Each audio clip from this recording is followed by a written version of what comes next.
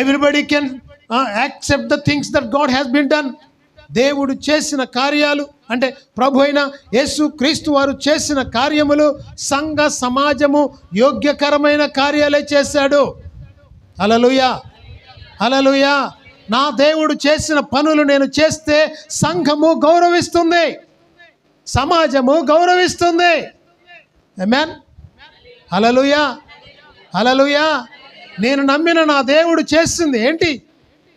ఆహారము లేని వారికి ఆహారం పెట్టారు, వస్త్రము లేని వారికి వస్త్రం ఇచ్చారు, ఆకలిలో కొనిన వారికి ఆహారం పెట్టారు, బాధలో ఉన్న వారికి వారిని ఆదరించారు, వేదన చేత కొట్టబడుచున్న వారికి దేవుడు ఆదరణ చూపించాడు, కనికరము లేని వారికి కనికరము దయచేశాడు. దేవునికి స్తోత్రం, హల్లెలూయా.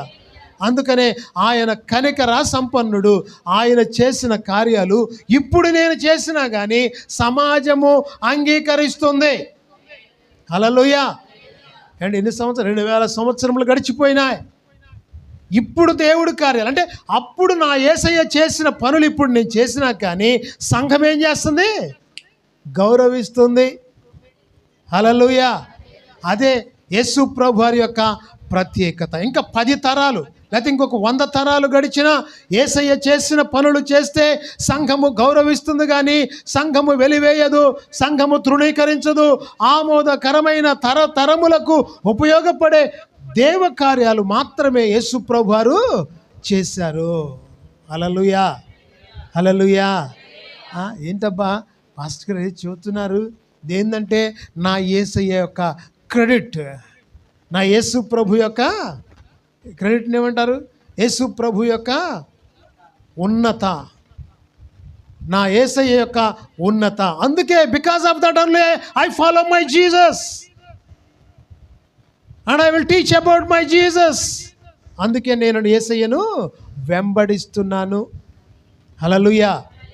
ఏదైనా సమాజంలో ఏమైనా మార్కెట్లో కొత్త వస్తువు వచ్చింది అనుకోండి, ఏం చేస్తారు?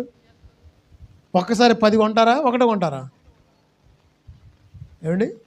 ఒకటే కొంటాం, అది మంచిదో కాదో తెలుసుకోవడానికి. అసలు కొంతమంది అయితే కొనరు, పక్కోడు కొనే వరకు చూసి ఆడు కొన్నాక అరే అది మంచిదేనా అప్పుడే కొంటారు. దేవునికి స్తోత్రం, హల్లెలూయా.